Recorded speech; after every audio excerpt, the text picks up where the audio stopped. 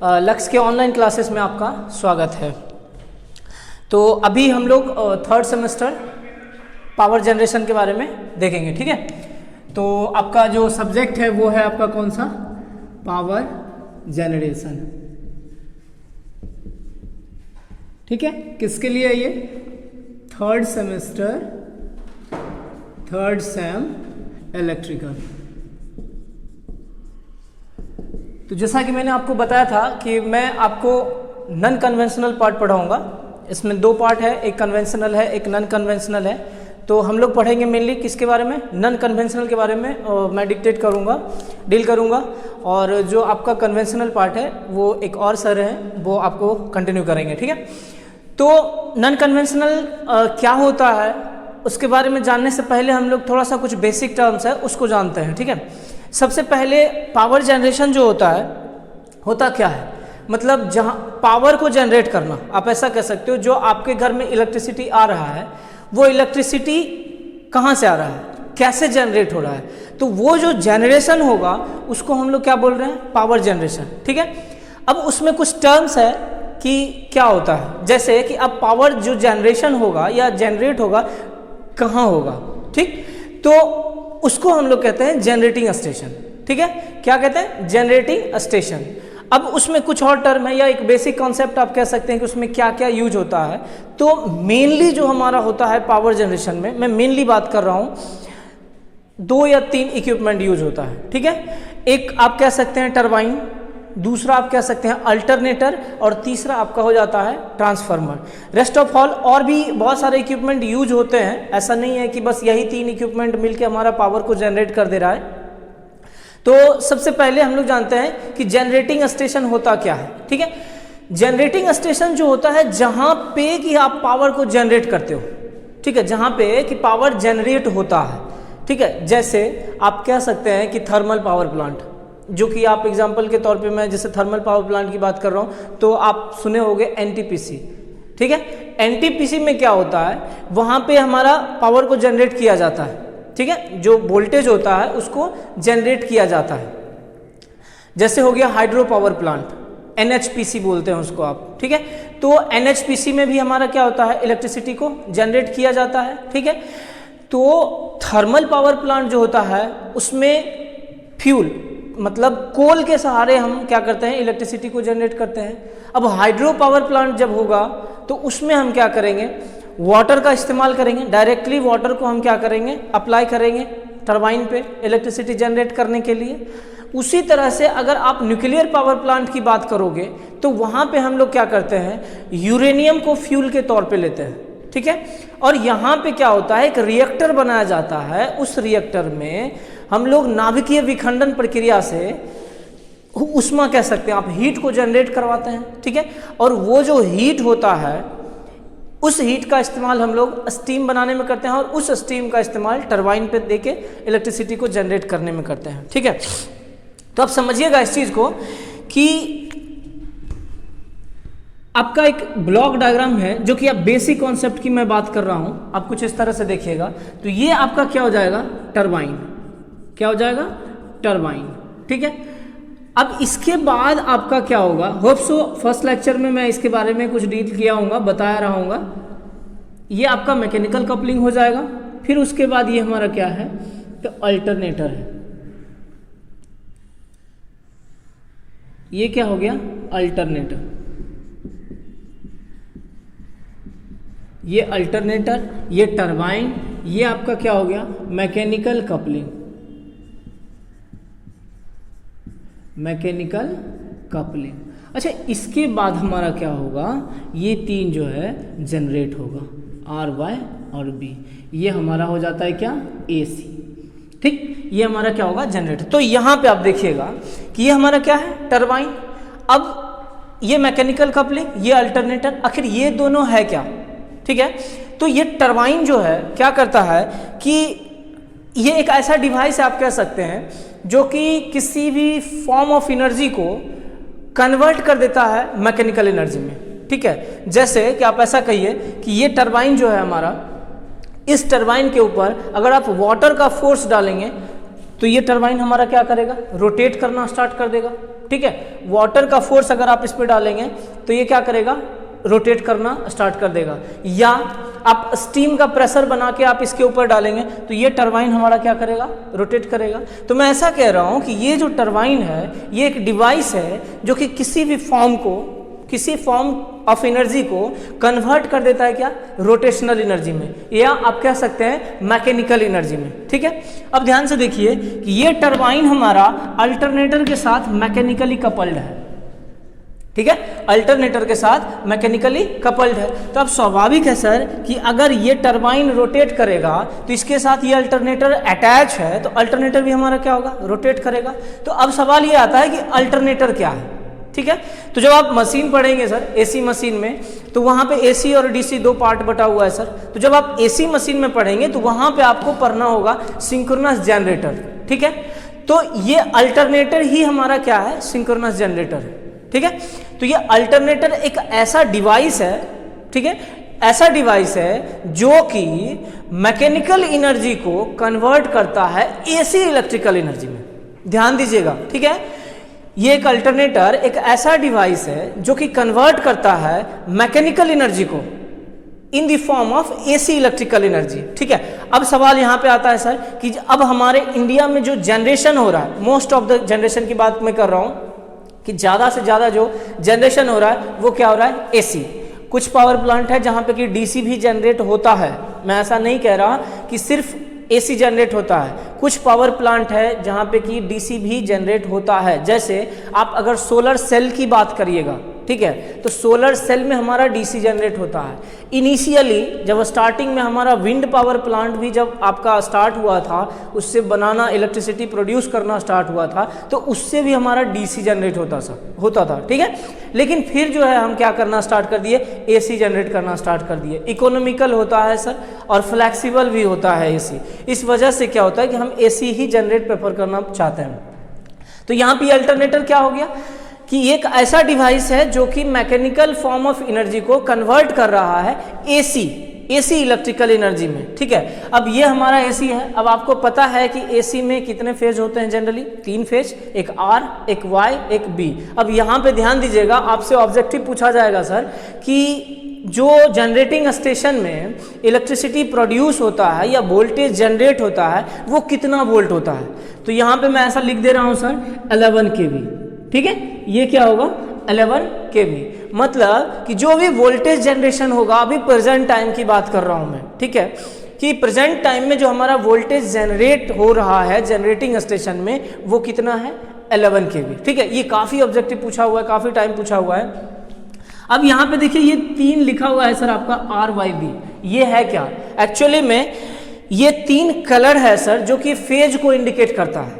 अब मान लीजिए कि बहुत सारे लोग हैं, आप कैसे आइडेंटिफाई कीजिएगा सारे के सारे लोग हैं, या आप कह सकते हैं किसी क्लास में 100 लड़का है बैठा हुआ।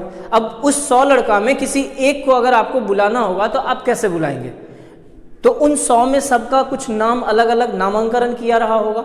ठीक है, तो उस हिसाब से आप क्या करेंगे, जिसका जो नाम होगा उसे आप बुलाएंगे। ठीक उसी तरह से यहाँ तीनों फेज है सर, ये जो लाइन करा हुआ है ये भी फेज है, ये भी फेज है और ये भी फेज है। तो आप कैसे जानेंगे कि कौन सा फेज है, तो ठीक उसके लिए ही हम लोग क्या किए हैं, नेमिंग किए हैं सर, नोमेनक्लेचर जिसको आप बोलते हैं। तो यहाँ पे आर जो हो गया, क्या हो गया हमारा, रेड, मतलब ये आर फेज हो गया सर। यहाँ पे एक अगर वाई हो गया तो ये हो गया क्या हमारा, येलो। अब यहाँ पे हमारा क्या हो गया, ब्लू। ठीक है, अब ध्यान दीजिएगा, ये तीनों हमारे किसके लिए है, फेज के लिए है, फेज। ठीक है, अब ये ध्यान रखिएगा ये कि ये भी आपको ऑब्जेक्टिव में पूछा जाएगा सर कि हमारा फेज जो होता है किस कलर का होता है। ठीक है, डिफरेंट कलर आपको दे देगा, उसमें से एक ये आपको दे देगा कि हाँ रेड कलर होता है, तो आप आसानी से उसको क्या कर सकते हैं, पिक कर सकते हैं। अब इसी में एक आता है सर एन भी आता है, जब आप डोमेस्टिक यूज के लिए करेंगे या घर में जब आप इस्तेमाल करते हैं तो वहाँ पे आपका एक न्यूट्रल भी आता है। ठीक है, तो ये एन जो होता है ये ब्लैक होता है सर, क्या होता है, ब्लैक। तो ये एन नथिंग बट न्यूट्रल है जो कि हमारे घर में इस्तेमाल होता है और ये ब्लैक होता है। इसी में एक और आता है सर, अर्थ भी आता है। ठीक है, ये अर्थ, घर में आप अर्थिंग यूज करते होंगे, उसके लिए अलग कलर का वायर होगा, तो ये हमारा क्या हो जाता है सर, ग्रीन। ठीक है, ये चारों पांचों कलर आपको याद रखना होगा सर। कभी भी आपके एग्जाम में पूछ दिया हो, तो पावर ग्रिड का ही सवाल है सर कि न्यूट्रल का कौन सा कलर होता है, तो आसानी से ये चारों पांचों ऑप्शन में दे देता है, तो आप कौन सा पिक करेंगे सर, ये ब्लैक। ठीक है, या आप देखिए कि इसी में आपको कहता हूं मैं, आप अपने घर में जब आप जाइएगा तो घर का कभी जो मेन बोर्ड होता है उसको ओपन कीजिएगा सर। वहां जब आप ओपन करेंगे तो बहुत सारा नेटवर्क रहता है वायर का, तो आपको पहचानने में काफ़ी मशक्कत होगी कि कौन सा वायर मैं निकालूं, कौन सा फेज है, कौन सा न्यूट्रल है। तो वहां अगर आप ये कलर आपको मालूम है तो इजीली आप आइडेंटिफाई कर पाएंगे कि फेज कौन सा है, न्यूट्रल कौन सा है। ठीक है, तो ये चीज है, या अर्थ कौन सा है। ठीक, तो ये हमारा हो गया कलर। अब यहाँ पे जनरेशन कितना होता है, 11 kV वोल्टेज। ये भी ध्यान में रखिएगा कि जो जनरेटिंग वोल्टेज होता है कितना होगा, 11 kV। ठीक है, अब ये कितने फ्रीक्वेंसी पे जनरेट होता है, तो जनरली अपने इंडिया का फ्रीक्वेंसी कितना है, 50 हर्ट्ज। ठीक है, 50 हर्ट्ज, तो 50 हर्ट्ज पे हम लोग कितना जनरेट करते हैं, 11 kV। अब देखिए इसी में एक और ऑब्जेक्टिव ध्यान रखिएगा कि पूछा जाता है सर कि ये जो वोल्टेज है हमारा 11 kV, ठीक है, इसमें जो हमारा वोल्टेज वेरिएशन या फ्लक्चुएशन जो होता है कितना होता है। ठीक है, ये पूछा जाता है, या ये जो फ्रीक्वेंसी है, ये फ्रीक्वेंसी में फ्लक्चुएशन जो होगा कितना होगा। ठीक है, तो जनरली हमारा इस वोल्टेज में प्लस माइनस 6% वोल्ट जो होता है वेरिएशन होता है। ठीक है, डोमेस्टिक वोल्टेज में आप कह सकते हो, हालांकि यहाँ पे ये जो होगा कांस्टेंट होता है, आइडियली ऐसा मान के चलते हैं सर। हालांकि प्रैक्टिकली आप देखेंगे तो ये 11 kV भी नहीं होगा। ठीक है, एग्जैक्ट आप कहोगे कि 11 kV होगा, तो ऐसा नहीं है सर, ये हम आइडियल मान के चलते हैं कि 11 kV होगा। यहाँ पे ड्यू टू फ्लक्चुएशन और due to some losses in the alternator and turbine क्या होगा, यहाँ पे कुछ लॉस की वजह से ये वोल्टेज हमारा फ्लक्चुएट करेगा, कभी थोड़ा कम हो जाएगा, कभी थोड़ा बढ़ भी सकता है। तो ये बढ़ सकता है या घट सकता है, कितना घट सकता है और कितना बढ़ सकता है, तो इसका क्या होता है, प्लस माइनस 6% जो होता है हमारा बढ़ भी सकता है और घट भी सकता है। प्लस का मतलब हुआ जो भी वोल्टेज आपका है उसका 6% निकालिए और जोड़ दीजिए सर, तो उतना तक वोल्टेज हमारा क्या होगा, बढ़ सकता है। ठीक है, हालांकि ये 11 kV में आप जब बुक पढ़ेंगे तो वहां पे अलग मिलेगा सर, आपको 10% तक होगा, लेकिन जब आप डोमेस्टिक वोल्टेज की बात करेंगे, ठीक है, तो वहां पे आपको 6% मिलेगा। फॉर एन एग्जांपल अगर आप कहें कि आपका डोमेस्टिक वोल्टेज कितना है सर, 230 वोल्ट, माफ कीजिएगा 230 वोल्ट, किसी किसी बुक में आपको मिलेगा 220 वोल्ट भी मिलता है सर, लेकिन आप प्रेफर कीजिए कितना, 230 वोल्ट, जो कि हमारा डोमेस्टिक वोल्टेज है। अब मैं बात करता हूं वो फ्लक्चुएशन का, तो क्या लगता है कि आपके घर में ये 230 वोल्ट एग्जैक्ट आता होगा क्या? बिल्कुल नहीं आता होगा सर। यहां पे क्या होगा, वोल्टेज हो सकता है 235 आ जाए, ठीक है, हो सकता है 235 आ जाए, या 225 भी आ सकता है, 220 भी आ सकता है। ठीक है, तो ये वोल्टेज हमारा जो बढ़ रहा है, घट रहा है, वो कितना % तक घट सकता है, बढ़ सकता है, तो वही होता है हमारा कितना, प्लस माइनस 6% तक हमारा क्या होगा, बढ़ भी सकता है और घट भी सकता है। तो यही आप ऐसा कर सकते हैं कि 230 का प्लस 6% यहाँ प्लस में पॉजिटिव में जाएगा, और यही चीज आप अगर 230 का माइनस 6% करते हैं तो ये हमारा नीचे आएगा, मतलब वोल्टेज का जो मैग्नीट्यूड है वो डिक्रीज होगा। तो यहाँ पे ये वोल्टेज का फ्लक्चुएट आप कर सकते हैं। तो आपको ऑब्जेक्टिव में पूछा जाएगा सर एग्जाम में कि डोमेस्टिक वोल्टेज का फ्लक्चुएशन कितना होता है या वेरिएशन कितना होता है, तो आप इजीली क्या करेंगे, प्लस माइनस 6%। अब वही बात आती है फ्रीक्वेंसी की सर, तो फ्रीक्वेंसी भी आपको मैंने बोल दिया कि 50 हर्ट्ज फ्रीक्वेंसी है, तो क्या लग रहा है ये फ्रीक्वेंसी हमारा 50 हर्ट्ज होगा? बिल्कुल नहीं होगा सर, ये आइडियल केस है, और आपको पता है कि नोबडी इज परफेक्ट। इस वर्ल्ड में कोई भी ऐसा इक्विपमेंट या साधन नहीं है जो कि 100% परफेक्ट है, एकदम एग्जैक्ट करेक्ट आपका रिजल्ट दे। ठीक है, चूंकि हमारा यहाँ पे आप डिवाइस यूज कर रहे हो सर, इसमें भी कुछ ना कुछ लॉसेस होगा, तो इस लॉसेस के वजह से हमारा वोल्टेज में भी चेंजेस आएगा और फ्रीक्वेंसी में भी चेंजेस आएगा। तो ये जो फ्रीक्वेंसी है उसमें हमारा कितना चेंजेस आएगा, ठीक है, तो हमारा ये 50 हर्ट्ज का प्लस माइनस 3% चेंजेज हमारा क्या होता है, आता है। ठीक है, 50 प्लस माइनस 3% हमारा क्या होगा, चेंजेज आएगा। ठीक, तो अब इसका भी आप वैसे ही समझ सकते हैं सर, 50 का 3% मैग्नीट्यूड बढ़ेगा और 50 का 3% मैग्नीट्यूड क्या होगा, घटेगा। ठीक है, तो ये हमारे ऑब्जेक्टिव हैं सर, जो कि आपको बार बार पूछा जाता है एग्जाम में, या आप कहीं एंट्रेंस एग्जाम देंगे उसमें भी पूछा जाएगा। हाँ, तो अब हम लोग बात कर रहे हैं कि यहाँ पे, तो ये हमारा क्या हुआ, यहाँ पे आते हैं अल्टरनेटर पे। ठीक है, अल्टरनेटर हमारा क्या किया कि जो मैकेनिकल फॉर्म ऑफ एनर्जी था उसको एसी इलेक्ट्रिकल फॉर्म में क्या किया, कन्वर्ट कर दिया। हमें मिल गया क्या, एसी, यहाँ पे जनरेट हो गया।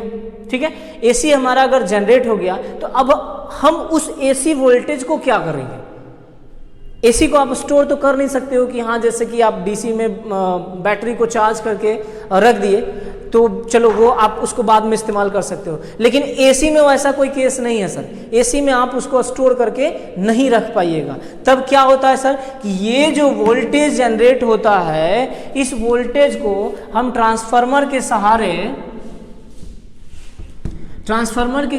क्या करते हैं, हम ट्रांसमिट करते हैं और फिर बाद में इसको क्या करते हैं, डिस्ट्रीब्यूट करते हैं टिल द कंज्यूमर तक, ऐसा कह सकते हो। जब तक कि कंज्यूमर के पास इलेक्ट्रिसिटी पहुंच नहीं जाता है तब तक हम इसको क्या करेंगे, ट्रांसमिट करेंगे, फिर उसके बाद उसको हम डिस्ट्रीब्यूट करेंगे। ठीक है, तो इसका मतलब है ये जो RYB हमारा कलर था, यहाँ पे हम क्या करेंगे सर, एक ऐसा ट्रांसफार्मर लगा देंगे सर। ठीक है, ये हमारा क्या हो गया, ट्रांसफार्मर हो गया।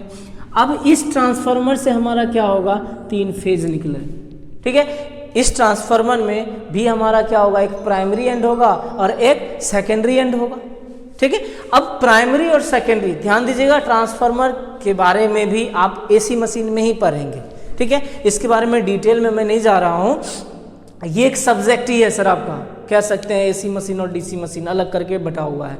तो आप इसको पढ़ेंगे एसी मशीन में, ट्रांसफार्मर के बारे में भी और अल्टरनेटर के बारे में भी, लेकिन ये होता क्या है उसके बारे में आप जान लीजिए। ठीक है, बेसिक ओनली बता रहा हूँ मैं।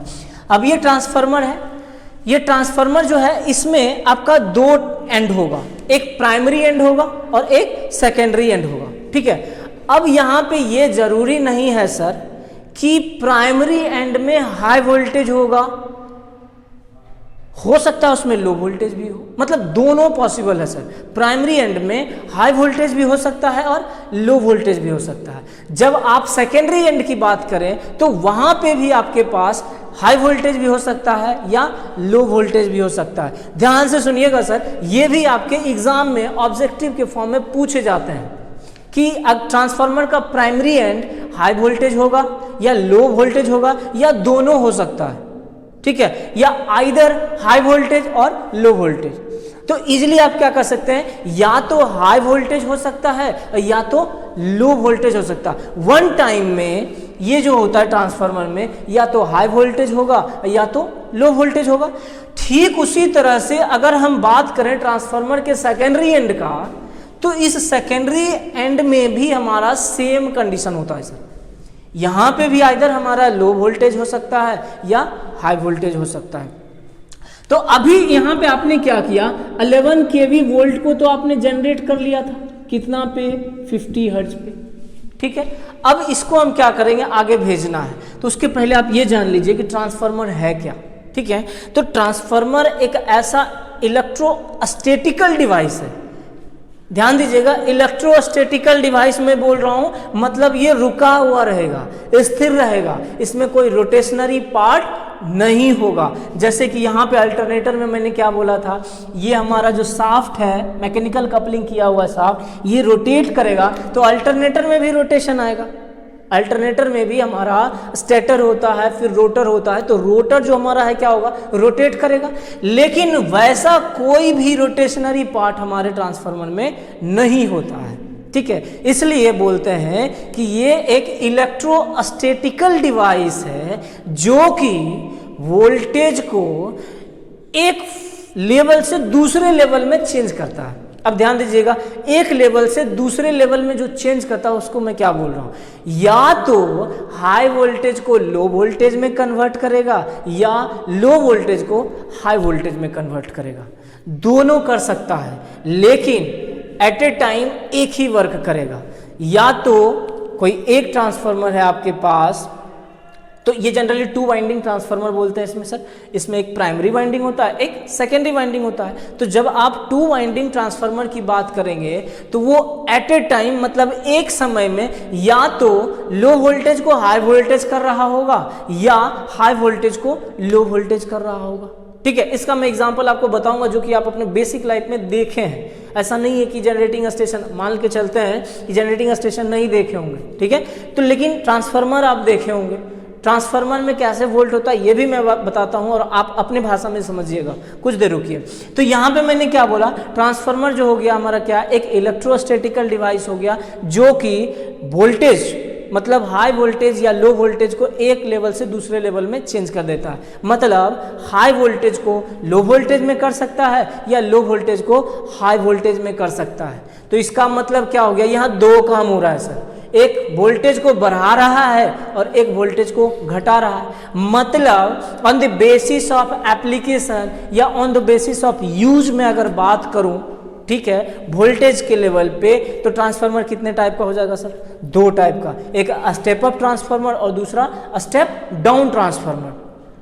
तो अब ध्यान दीजिएगा सर कि यहां पे हम कौन सा ट्रांसफार्मर यूज करते हैं, ये भी आपको एग्जैक्ट पूछा हुआ है सर एग्जाम में, आपका सेमेस्टर एग्जाम में भी ऑब्जेक्टिव में पूछा जाता है कि जनरेटिंग स्टेशन में जो ट्रांसफार्मर यूज होता है वो कौन सा ट्रांसफार्मर होता है, स्टेप अप होता है या स्टेप डाउन होता है। ठीक है, तो यहां पे कौन सा ट्रांसफार्मर यूज होगा, स्टेप अप ट्रांसफार्मर यूज होगा। क्यों, ये भी मैं बताता हूं। आप देखिए कि अपने घर में जो होता है वो कितना वोल्ट यूज करते हैं। जनरली अगर बात करूं 3 फेज की बात करूं तो आपके जो कॉलोनी में कंडक्टर जो है आपका स्ट्रिंगिंग किया हुआ होता है उसमें आपका 440 होता है जनरली, या ये डिज़ाइन पे डिपेंड करता है कि आपका जो ट्रांसफार्मर है किस वोल्टेज रेटिंग के लिए डिज़ाइन किया हुआ है। 440 के लिए होगा तो 440 मिलेगा, 433 के लिए होगा तो 433 मिलेगा, या 415 के लिए होगा तो 415 वोल्ट मिलेगा। लेकिन आप अपने घर में कितना वोल्ट इस्तेमाल करते हैं तो वहाँ पे आपको 230 वोल्ट होता है। आप पढ़े होंगे सर, 3rd सेमेस्टर में आ गया, आपको मालूम होगा सर डेल्टा स्टार कनेक्शन के बारे में। ठीक है, एक कनेक्शन डेल्टा होता है कुछ इस तरह से सर, एक कनेक्शन डेल्टा होता है और एक कनेक्शन क्या होता है, स्टार होता है। तो आप अपने घर में जो होता है या अपने कॉलोनी में जो ट्रांसफार्मर होता है वो इसी कनेक्शन का यूज होता है। ठीक है, इस पे विशेष बात नहीं करेंगे हम लोग सर, बस बेसिक्स एग्जांपल्स याद रखिए और इसको याद रखिए कि यूज कौन सा होता है, बाकी आप मशीन में पढ़िएगा। ठीक है, तो ये ट्रांसफार्मर कौन सा यूज होगा, मैं इसकी बात, यहाँ पे क्या होगा कि स्टेप अप ट्रांसफार्मर यूज होगा। क्यों यूज होगा, आप वोल्टेज जनरेट किए 11 kV 50 हर्ट्ज पे, लेकिन इस वोल्टेज को अगर 100 किलोमीटर तक ट्रांसमिट करना होगा तो काफी लॉसेस होगा सर, काफी लॉसेस होगा। तो हम क्या करते हैं कि इस वोल्टेज को हाई कर देते हैं, मतलब इसी वोल्टेज को स्टेप अप कर देते हैं। 132 वोल्ट, 220 वोल्ट, 440 वोल्ट या 765 वोल्ट। ठीक है, वहां तक हम क्या किए, इसको स्टेप अप कर लिए, मतलब वोल्टेज बढ़ा लिए। अब आगे जब आप पावर सिस्टम में पढ़ेंगे तो वहां पे पढ़िएगा कि हम अपने इंडिया में या कहीं पे वोल्टेज को जो ट्रांसमिट करते हैं हाई वोल्टेज पे क्यों करते हैं, क्योंकि वो इकोनॉमिकल हो जाता है, फ्लेक्सिबल हो जाता है सर। ठीक है, और उसमें लॉसेस हमारा कम होता है हाई वोल्टेज में। इस वजह से हम इस 11 kV वोल्ट को क्या करते हैं, स्टेप अप कर लेते हैं, बढ़ा देते हैं। ठीक है, तो अब यहाँ पे हमारा ट्रांसफार्मर जो है कौन सा यूज होगा सर, स्टेप अप ट्रांसफार्मर। ठीक है, स्टेप अप ट्रांसफार्मर।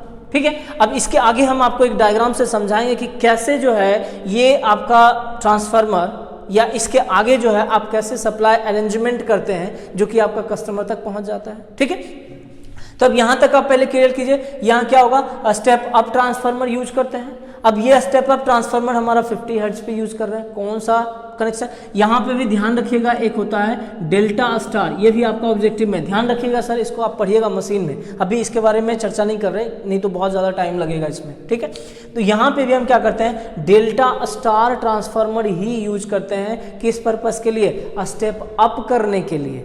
ठीक, स्टेप अप करने के लिए। ये भी आपको पावर ग्रिड में सवाल पूछा गया है कि जनरेटिंग स्टेशन में जो ट्रांसफार्मर यूज होता है, जनरेटिंग स्टेशन में जो ट्रांसफार्मर यूज होता है वो किस वेक्टर ग्रुप का होता है या किस कनेक्शन का ट्रांसफार्मर यूज होता है। वेक्टर ग्रुप अलग है और ये कनेक्शन के बेस पे आपका ट्रांसफार्मर अलग होता है, ठीक है। 4 प्रकार का होता है कनेक्शन के बेस पे भी, delta delta, star star, delta star और स्टार डेल्टा। ये कनेक्शन के बेस पे अलग है। तो कनेक्शन के बेस में हमारा कौन सा ट्रांसफार्मर यूज होता है जनरेटिंग स्टेशन में?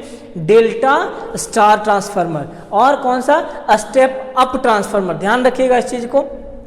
कितना वोल्ट जनरेट करते हैं? 11 kV। कितना फ्रीक्वेंसी? 50 हर्ट्ज। इस 50 हर्ट्ज में कितना वेरिएशन? 3%। इसमें कितना वेरिएशन? जनरली आपको जब आप बुक पढ़ेंगे ऑब्जेक्टिव में तो इसके लिए आपको शायद 10% मिलेगा। एक बार आप चेक कर लीजिएगा, डेटा है सब, ठीक है। या आप बात करेंगे डोमेस्टिक वोल्टेज की, तो डोमेस्टिक वोल्टेज में हमारा वोल्टेज वेरिएशन कितना? ±6%, ठीक है। तो यहां तक आपको क्लियर हो जाना चाहिए कि हमारा जो बेसिक कॉन्सेप्ट है पावर जनरेशन के लिए, वहां पे हम क्या यूज करते हैं? मेनली 3 इक्विपमेंट मेनली बता रहा हूं। इसके अलावा भी बहुत सारे इक्विपमेंट यूज करते हैं सर, लेकिन मेनली अगर बात किया जाए यही आपको हर एक पावर प्लांट में मिलेगा। ऑलमोस्ट पावर प्लांट जो होगा उसमें ये सब कॉमन के लिए, चाहे आप थर्मल पढ़ लीजिए, चाहे हाइड्रो पावर प्लांट पढ़ लीजिए, न्यूक्लियर पावर प्लांट पढ़ लीजिए, सोलर कलेक्टर बोलते हैं या सोलर पावर प्लांट की बात करेंगे तो वहां पे भी हमारा इसका इस्तेमाल होता है। जब आप एसी जनरेट करना चाहेंगे तो बताएंगे सर, हम जब पढ़ा रहे होंगे सोलर पावर प्लांट या विंड पावर प्लांट की बात कर लीजिए, तो हर एक में क्या होता है? ये टरबाइन और अल्टरनेट मस्ट है सर, आएगा ही आएगा, ठीक।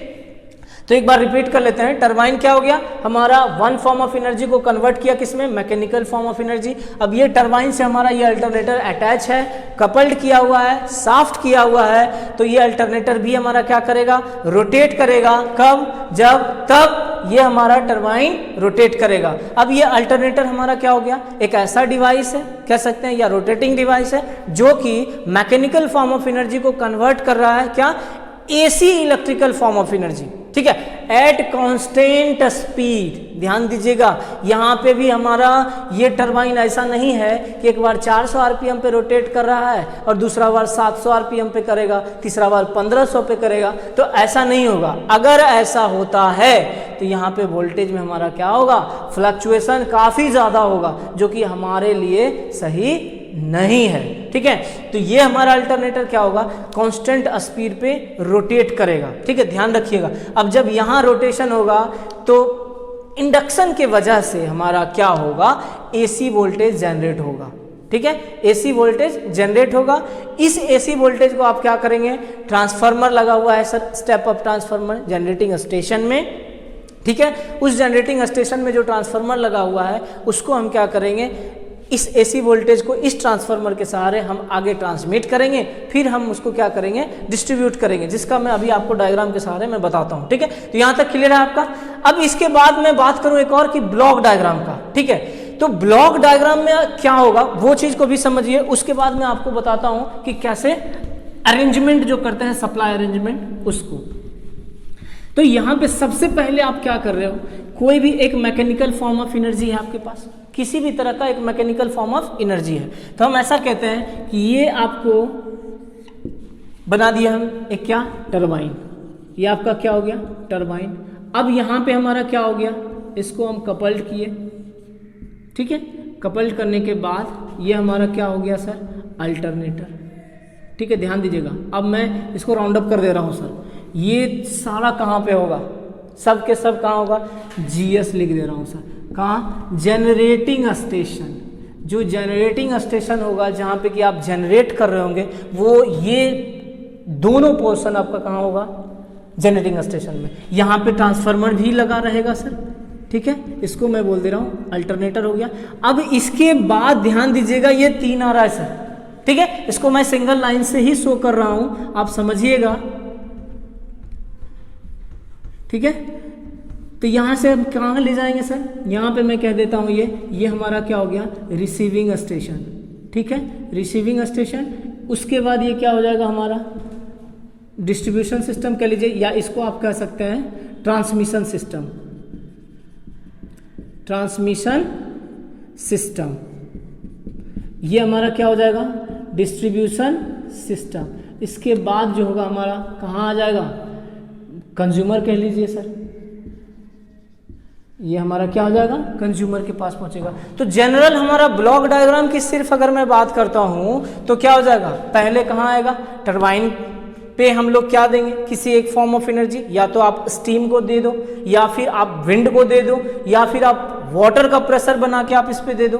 ठीक है, कैसे आप स्टीम बनाएंगे ये सब जब आप पढ़ेंगे तो वहां पे बात करेंगे हम लोग। ठीक है, तो यहाँ से ये क्या हुआ अल्टरनेटर, यहाँ पे हमारा ये जो जनरेटिंग स्टेशन है हमारे पास मिल गया कितना, यहाँ पे 11 kV मिल गया सर। ठीक है, अब इस 11 kV को हम क्या किए हैं सर, स्टेप अप किए हैं, वोल्टेज को हम बढ़ाए हैं, किसी भी फॉर्म में बढ़ा सकते हैं सर, जितना आपको ज़रूरत है उसको आप 33 kV में भी बढ़ा लीजिए, कोई दिक्कत नहीं है सर, ज़रूरत उतना है तो उतना ही बढ़ाएंगे।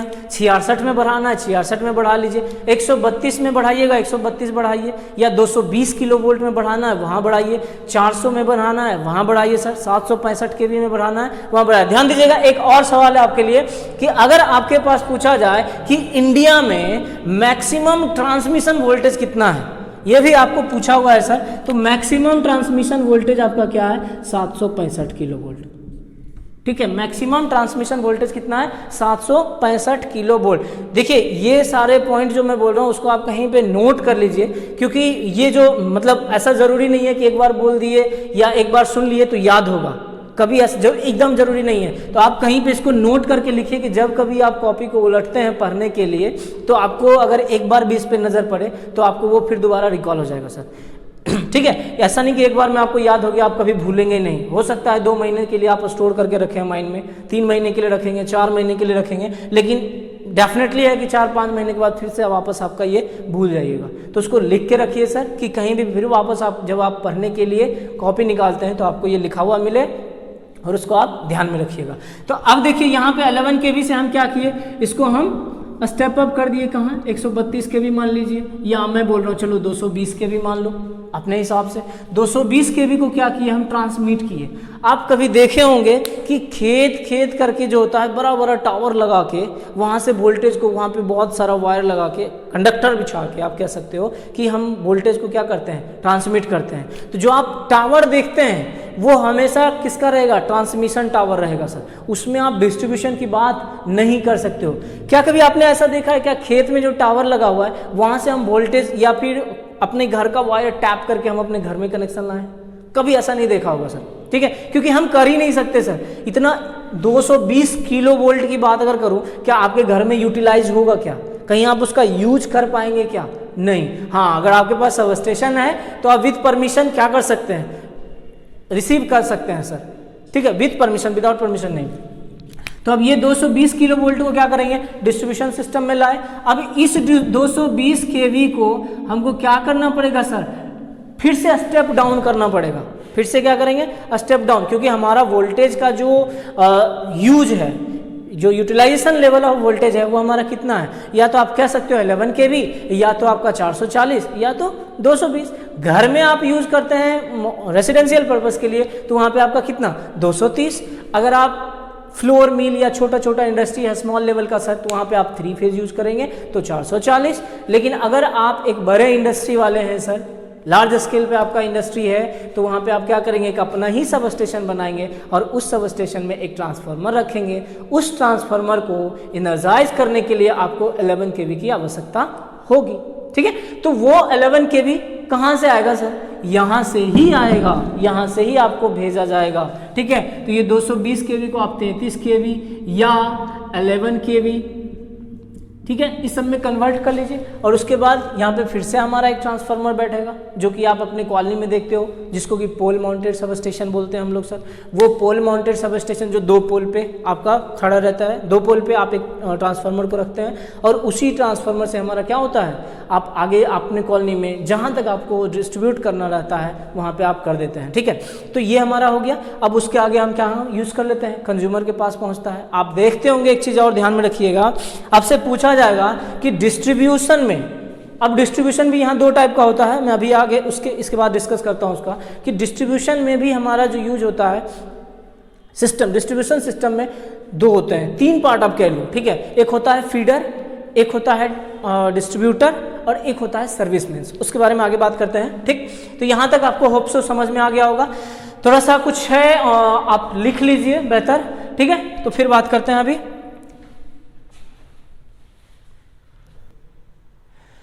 चलिए देखिए क्या कि जनरेटिंग स्टेशन क्या है, आप अपने कॉपी में भी नोट कर लीजिएगा सर। ठीक है, a place where electricity is generated, एक ऐसा जगह जहां पे कि इलेक्ट्रिसिटी जनरेट किया जाता है उसको हम क्या बोल रहे हैं? Electricity is generated is known as generating station. Clear है? Is known as generating station. एक ऐसा जगह, एक ऐसा स्थान जहां पे कि इलेक्ट्रिसिटी को जनरेट किया जाता है उसको हम क्या बोलते हैं? Generating station. अब देखिए आपको मैंने क्या बोला था, जनरेटिंग स्टेशन जो होता है वो मेनली उसके पास इक्विपमेंट जो होता है, मेन इक्विपमेंट जो होता है क्या रहता है? ध्यान दीजिएगा, it mainly consist of turbine and alternator. Turbine और अल्टरनेटर, टरबाइन और अल्टरनेटर, इसमें ध्यान दीजिए, इसको आप टरबाइन भी बोल सकते हैं सर, कोई दिक्कत नहीं है, यहाँ लिख लीजिए टरबाइन, या प्राइम मूवर भी इसको बोलते हैं, जो कि आप सबसे पहले इसको इनिशिएट करते हैं। ठीक, तो turbine and alternator which is coupled with each other, ये और ये दोनों क्या है? कपल्ड है। ठीक है, coupled with each other and A 2 winding transformer, और एक 2 वाइंडिंग का ट्रांसफार्मर रखता है। ठीक है, रेटिंग आपका डिपेंड करेगा किस वोल्टेज रेटिंग का ट्रांसफार्मर रख रहे हैं, डिपेंड करेगा डिजाइन पे। ठीक, अब ध्यान दीजिएगा यहीं पे मैंने कर दिया है कि ट्रांसफार्मर में कौन सा ट्रांसफार्मर यूज होता है, तो कौन सा? स्टेप अप ट्रांसफार्मर यूज होता है। अच्छा, एग्जाम्पल के तौर पे बात किया जाए कि अगर कि जनरेटिंग स्टेशन में क्या है, मतलब कौन सा जनरेटिंग स्टेशन है, तो यहाँ पे आप देख सकते हैं कि एक थर्मल पावर प्लांट, ये भी एक जनरेटिंग स्टेशन है, nuclear power plant, hydro power plant, wind power plant, इसी में और ऐड करना है तो आप कर सकते हैं solar power plant, biomass energy या बायोमास पावर प्लांट भी बनाया गया है सर, या ocean thermal energy conversion power plant, या उसको ओटेक पावर प्लांट भी बोलते हैं। ठीक है, टाइडल पावर प्लांट, ठीक है, विंड पावर प्लांट, इस तरह से बहुत सारा आ जाता है आपका, is example of generating station. अब क्या है? All the generating station in the state, हमारे राज्य में, अलग अलग राज्य में अलग अलग जनरेटिंग स्टेशन हैं। ठीक है, तो सारे स्टेट में जो जनरेटिंग स्टेशन हैं are interconnected with each other to form a national grid. ठीक है, अब यहाँ पे एक नया टर्म है सर आपके लिए, इंटरकनेक्टेड। ठीक है, इंटरकनेक्टेड का मतलब क्या हुआ कि हमारे देश में अलग अलग राज्य हैं, अब उस राज्य में अलग अलग पावर प्लांट होंगे सर। ठीक है, तो सारे पावर प्लांट को एक दूसरे से जोड़ देना, कनेक्ट कर देना, ठीक है, उसको ही हम क्या बोल रहे हैं? Interconnected system. ये एक यूनिट है सर, आपको लास्ट यूनिट में पढ़ेंगे हम कि इंटरकनेक्टेड सिस्टम क्या है। जैसे कि मैं बोलूं कि ये आपका एक पावर प्लांट है थर्मल का, ये आपका एक पावर प्लांट है हाइड्रो का, ये एक पावर प्लांट है आपका विंड का, यहाँ पे आपने एक पावर प्लांट लगाया है सोलर का। ठीक है, कुछ इस तरह से मान लेते हैं सर ये आपका बिहार है।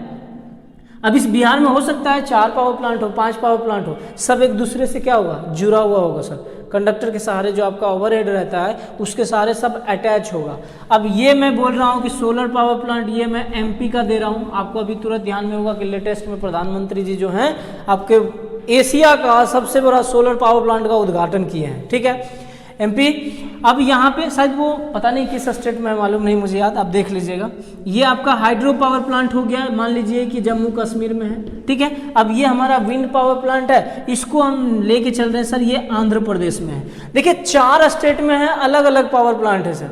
तो ये चारों पावर प्लांट क्या होगा? एक दूसरे से कनेक्टेड होगा। अब मैं आपसे पूछूं कि ये जो जम्मू कश्मीर में हाइड्रो पावर प्लांट है, क्या ये बिहार के थर्मल पावर प्लांट से जुड़ा हुआ है? हाँ बिल्कुल, डायरेक्टली नहीं, इनडायरेक्टली। बताइए यहां से ऐसे करके हम यहां पहुंच सकते हैं कि नहीं?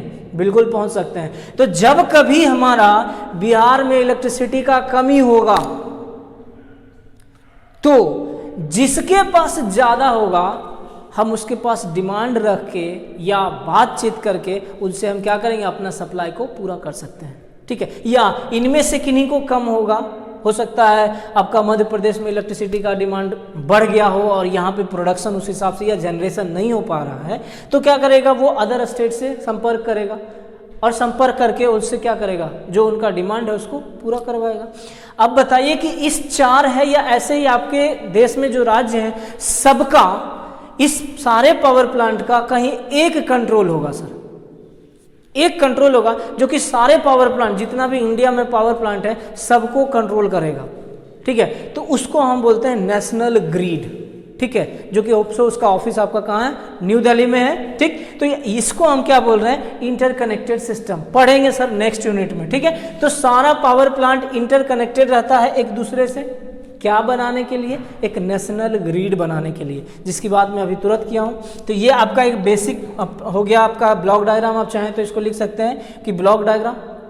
अब इसमें क्या, प्राइम मूवर, अल्टरनेटर, यहाँ पे आप क्या किए, एसी इलेक्ट्रिकल एनर्जी को फीड किए, ठीक। तो आगे आप लिखिए टरबाइन,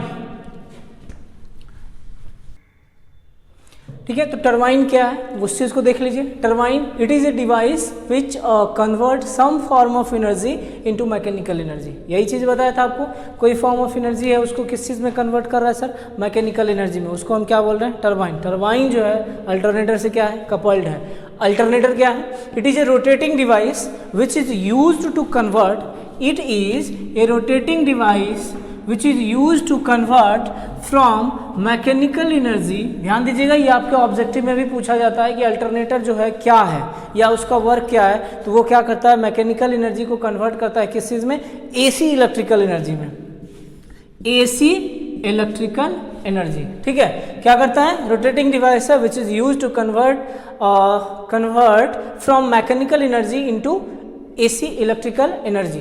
अब देखिए जनरेटिंग स्टेशन में क्या है कि generating electricity is in the form of 3 phase supply. ध्यान दीजिएगा, यहाँ पे भी आपका एक ऑब्जेक्टिव बनता है सर कि जो जनरेट हो रहा है वोल्टेज वो किस में, 3 फेज में या सिंगल फेज में। तो किस फॉर्म में जनरेट हो रहा है, 3 फेज में, ठीक है।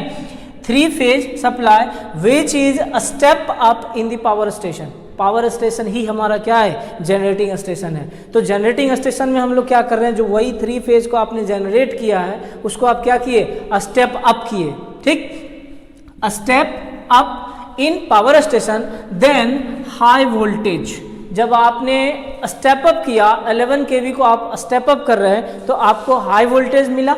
स्टेप अप का मतलब वोल्टेज के लेवल को बढ़ाना, ठीक है। कम वोल्टेज को हम लोग बढ़ा दिए, ठीक। तो हाई वोल्टेज जो आया उसको हम क्या किए, भेज दिए ओवर लॉन्ग डिस्टेंस पे through the transmission system. Just see, high voltage is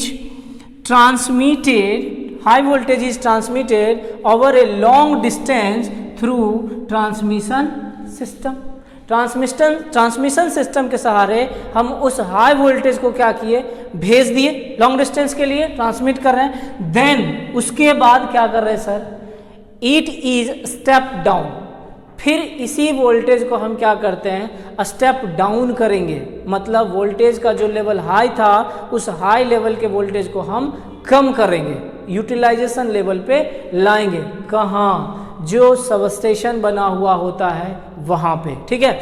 it is step down in distribution substation, ठीक है। जो डिस्ट्रीब्यूशन सबस्टेशन होता है वहां पे हम क्या करते हैं कि वोल्टेज को स्टेप डाउन करते हैं एट यूटिलाइजेशन लेवल।